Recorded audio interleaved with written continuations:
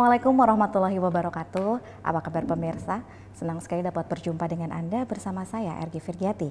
Akan memandu pemirsa dalam program Dialog. Adapun tema yang diangkat dalam dialog kali ini ialah Tabalong meraih Piala Adipura keempat berturut-turut.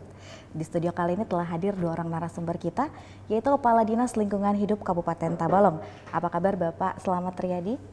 Alhamdulillah, kabar baik. Alhamdulillah.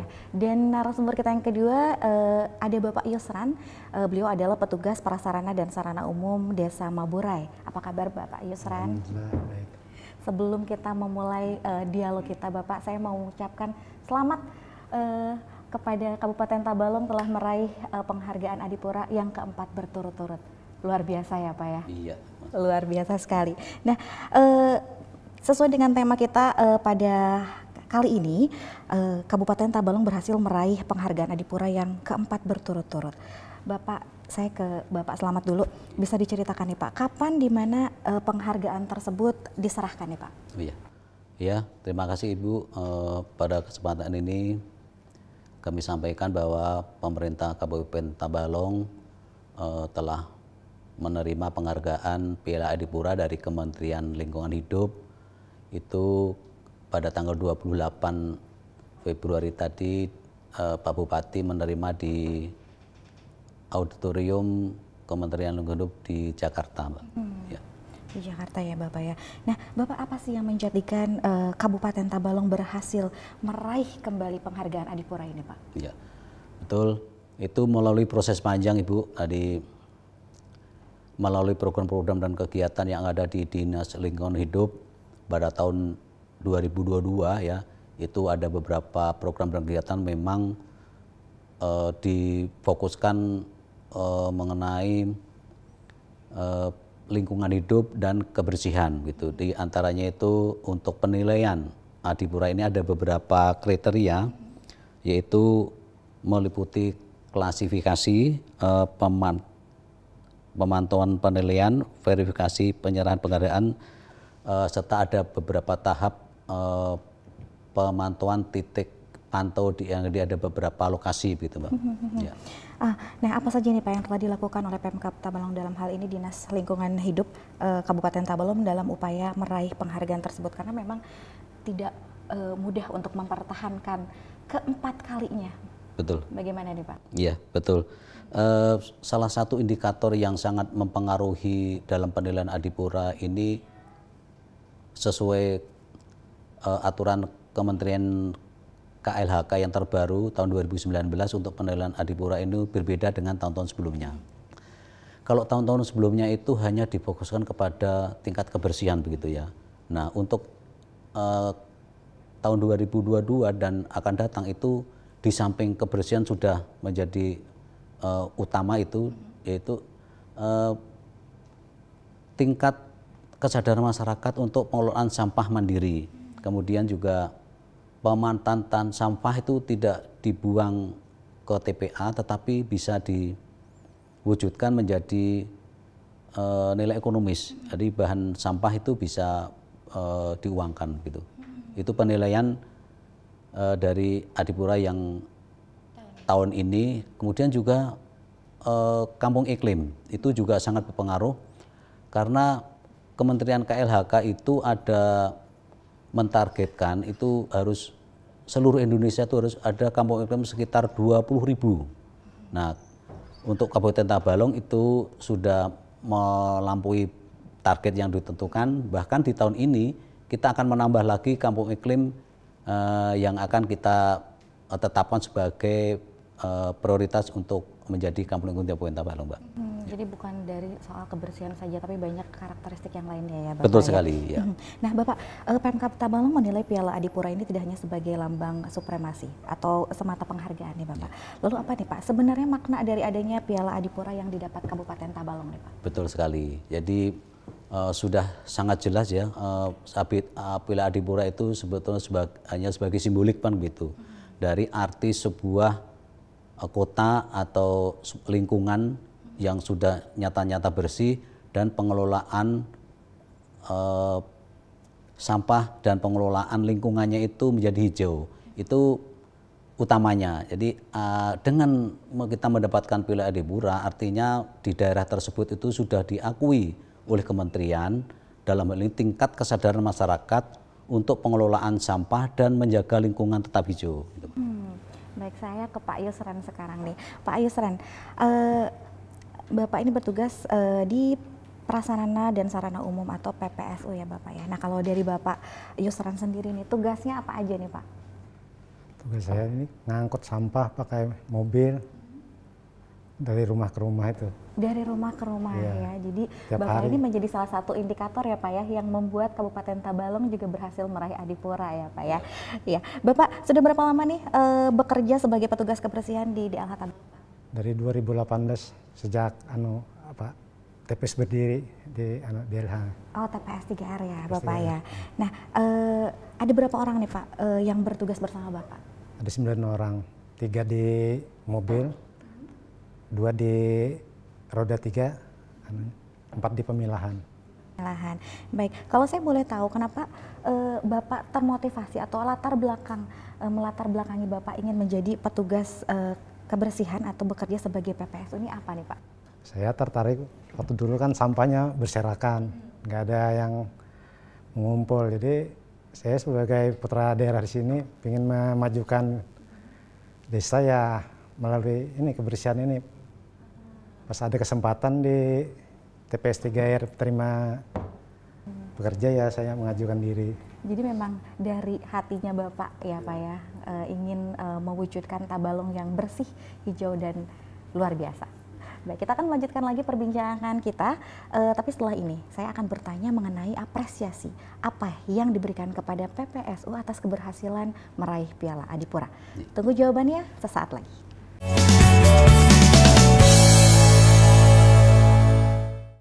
Kembali lagi pemirsa di program Dialog dan kita akan melanjutkan pembicaraan kita atau dialog kita pada hari ini. Nah, Bapak pada tanggal 6 Maret lalu, kemarin berarti Pak ya. Nah, Pemkab Tabalong mengadakan syukuran atas keberhasilan meraih Piala Adipura yang keempat kalinya Bapak secara berturut-turut. Dari informasi yang kami dapatkan, ada pengundian hadiah umroh saat acara tersebut. Nah, Bapak boleh dong diceritakan ada berapa banyak tiket umroh yang disediakan dan berapa petugas yang berkesempatan untuk mendapatkannya? Iya, baiklah. Betul Bapak Bupati pada tanggal 6 Maret tadi ada melaksanakan syukuran ya sekaligus pawai Piala Adipura keliling kota Tanjung dan sekitarnya. Kemudian acara berikutnya dilakukan pengundian umroh bagi 6 petugas kebersihan, petugas lapangan dalam hal ini. Kelima petugas tersebut ada masing-masing kelompoknya ya, kelompok wilayah tengah ada 3, wilayah utara 1 dan wilayah selatan 1. Nah, kaitan dengan ini kami juga mengucapkan terima kasih kepada Bank Kalsel telah membantu dalam pelaksanaan paket umroh kepada para petugas lapangan. Di samping itu juga ada apresiasi yang sangat menggembirakan ini bagi para petugas lapangan.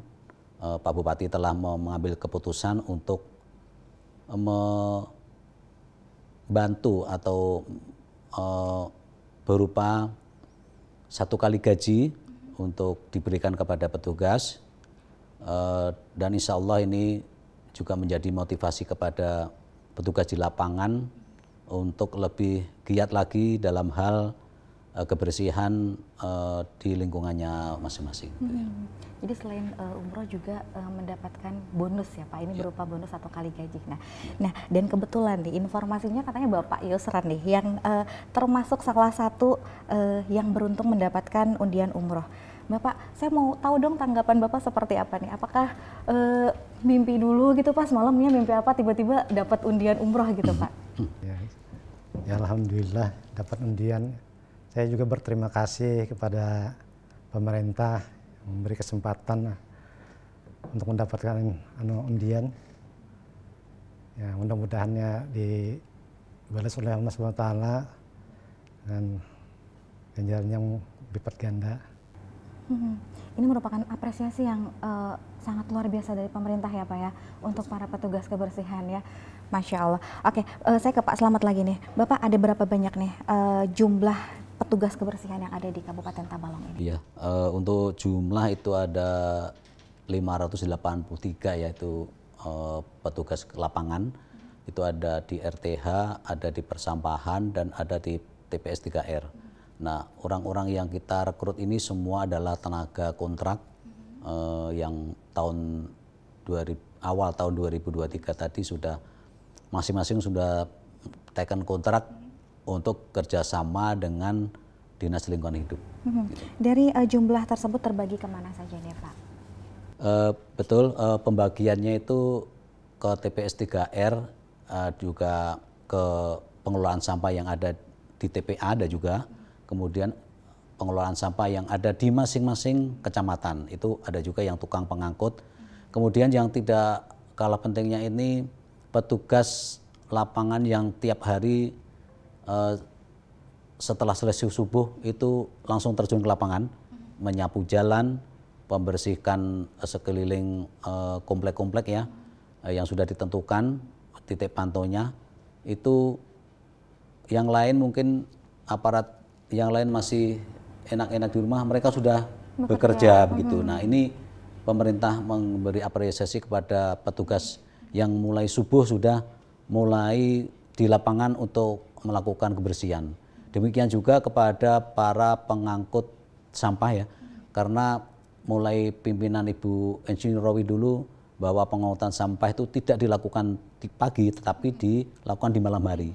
Bahkan jam 2 malam itu sudah beroperasi. Jadi pengangkutan sampah itu beralih gitu dari pagi menjadi malam. Nah, itu kenapa? Karena kalau pagi itu mengganggu lalu lintas yang rata-rata di jam sibuk begitu. Jadi untuk mengurangi ya itu tadi pemerintah daerah dalam hal ini Dinas Lingkungan Hidup mengambil inisiatif untuk pengangkutan sampah dilakukan di malam hari begitu, Mbak. Baik, saya ke Pak Yusran kembali nih. Pak Yusran, bagaimana tanggapan dari Bapak dengan adanya apresiasi dari pemerintah atas kinerja dari para petugas kebersihan ya Bapak? Ya, sangat bagus sekali dan terima kasih jadi dikasih apresiasi. Saya pribadi ya mengucapkan terima kasih. Atau misalkan membuat Bapak menjadi lebih bersemangat atau lebih giat lagi untuk bekerja lebih baik ya Pak? Iya. Iya ya Bapak ya. Baik Bapak, selama menjadi PPSU, apa saja nih Pak tantangan atau kendala yang Bapak temui dalam pekerjaan sehari-hari ini Pak? Ya kendalanya ya hujan itu, badan kurang fit, itu aja yang kendalanya. Kalau yang lain bisa diatasi. Bisa diatasi ya, karena mungkin kalau hujan ini tergantung dengan cuaca ya. Karena sekarang juga kayaknya hujan terus nih Pak ya. Tapi mudah-mudahan tetap semangat ya Pak ya. Ya tetap semangat. Semangat karena mau ibadah umroh juga ya Pak ya. Baik pemirsa, kita rehat sejenak. Setelah ini kita akan mengobrol lagi mengenai target Pemkab Tabalong ke depan terkait Adipura. Tetap di program Dialog.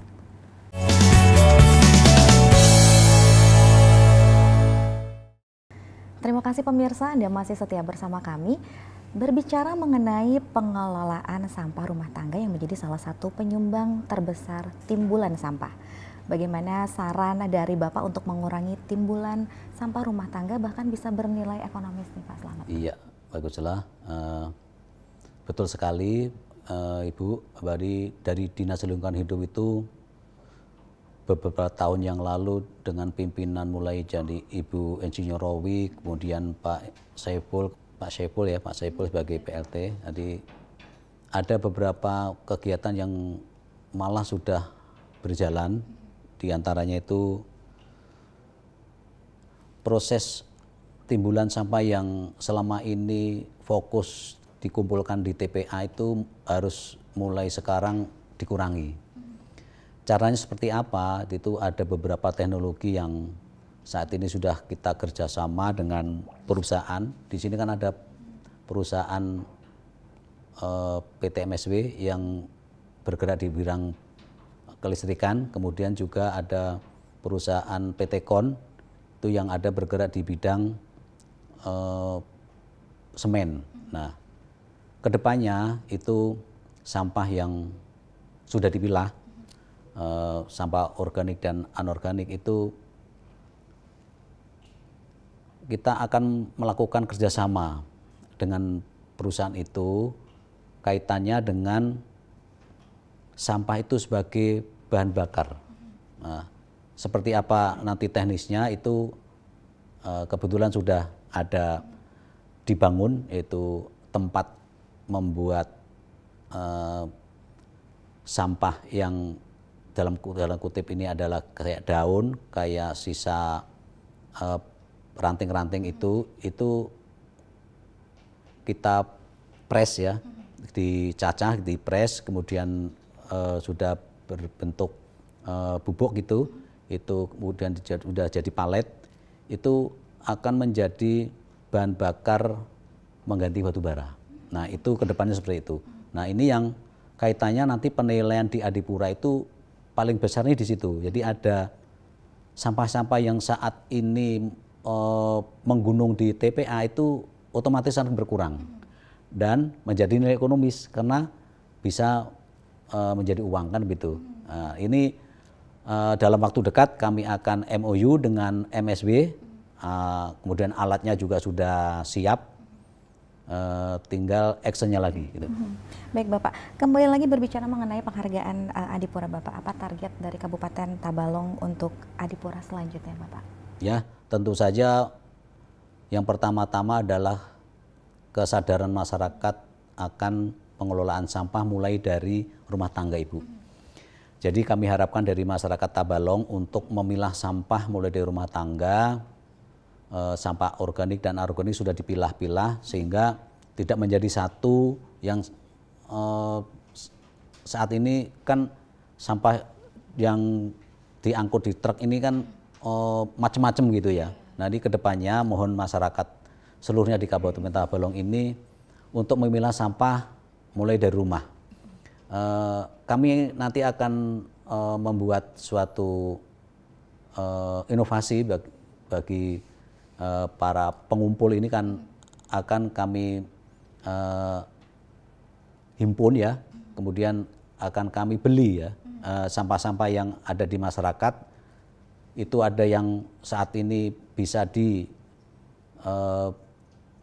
ke bank sampah yang sudah ada, ke TPS 3R juga bisa. Nah itu nanti ada suatu kelompok atau mungkin kami akan merekrut Karang Taruna yang ada di desa-desa atau di kelurahan, itu kita berdayakan ya sebagai pengumpul sampah begitu. Jadi mungkin program ini adopsi dari daerah di luar Kalimantan, itu sampah-sampah yang sudah dipilah itu akan lebih mudah kita tangani bersama. Jadi kami mengharapkan partisipasi dan dukungan dari masyarakat Tabalong untuk mengelola sampah lebih baik lagi begitu. Lebih baik dan lebih bijaksana ya Bapak tentunya. Baik, saya ke Pak Yusran lagi nih. Bapak, harapan Bapak kepada pemerintah Kabupaten Tabalong maupun kepada masyarakat Kabupaten Tabalong nih Pak, apa nih Pak? Ya, harapan kita ya pertama itu kalau bisa ditambah TPS-nya lagi, khususnya dari Mapura itu nggak mampu kalau satu TPS saja. Jadi kepada masyarakat ya mari sama-sama kita menjaga kebersihan. Langsung ya ke Pak Slamet ya Pak, ya. Nambah TPS katanya Pak. Oh iya, betul. Jadi kedepannya itu sesuai arahan dari kementerian dan kemarin ditindaklanjuti oleh Bapak Bupati bahwa untuk pengelolaan sampah ini berbasis IKK. Itu artinya setiap kecamatan, ibu kota kecamatan itu harus mengelola sampahnya sendiri. Kalau yang sekarang ini kan TPA langsung ke TPA masing-masing kecamatan diangkut melalui truk langsung ke TPA. Nah, kedepannya itu dengan kegiatan dan program yang baru ini mudah-mudahan di masing-masing kecamatan itu sudah mulai pengelolaan sampahnya sendiri, tidak harus diangkut ke TPA. Nah, ini salah satu solusi untuk pengurangan timbulan sampah yang ada di TPA. Nah, saat ini kan TPA sudah cover kapasitas gitu ya. Jadi salah satu solusi yang disampaikan oleh Pak Bupati bahwa untuk kedepannya itu masing-masing kecamatan harus mempunyai pengelolaan sampah sendiri. Gitu. Bapak, sebelum kita mengakhiri dialog kita hari ini nih Bapak, apa himbauan atau harapan Bapak baik mengenai Adipura ataupun himbauan kepada masyarakat ya Pak? Ya, baik. Permintaan kami dari Dinas Lingkungan Hidup pada pemerintah ya, khususnya pemerintah Kabupaten Tabalong tetap mendukung dari segi anggaran dan pendanaan untuk pengelolaan sampah lebih lanjut. Kemudian juga kami mengharapkan dari masyarakat warga Tabalong khususnya, kami mengharapkan juga untuk mendukung dan bekerjasama dalam hal pengelolaan sampah menjadi lebih bagus lagi ke depannya sehingga sampah menjadi nilai ekonomis gitu. Baik, terima kasih banyak Bapak ya. Yang namanya menjaga kebersihan itu bukan sekedar tanggung jawab kita masing-masing, tapi harus bekerja sama ya Pak ya. Dari masyarakat, pemerintah, dan juga para petugas. Bapak Yusran, jangan lupa jaga kesehatan, selamat menjalankan ibadah umroh. Dan kepada Kabupaten Tabalong sekali lagi selamat atas penghargaan Adipura yang keempat berturut-turut. Ya, kita tunggu kabar selanjutnya di tahun depan ya Pak. Mudah-mudahan yang kelima ya Pak. Insya Allah. Kalau udah kelima itu waktu prakencana, itu berat sekali itu. Berat ya Pak? Iya, berat. Tapi mungkin apresiasinya lebih banyak ya Pak? Iya. Oh. Baik, tidak terasa perbincangan kita kali ini sudah berakhir. Terima kasih sekali lagi kepada Bapak Slamet Riyadi dan Bapak Yusran yang telah meluangkan waktunya dalam program Dialog. Saya Argi Firgiati beserta kru yang bertugas pamit undur diri. Tetap saksikan program Dialog yang dapat diakses melalui aplikasi TV Tabalong di handphone Android dan iOS, serta juga dapat diakses di YouTube program TV Tabalong. Akhir kata, wassalamualaikum warahmatullahi wabarakatuh. Waalaikumsalam.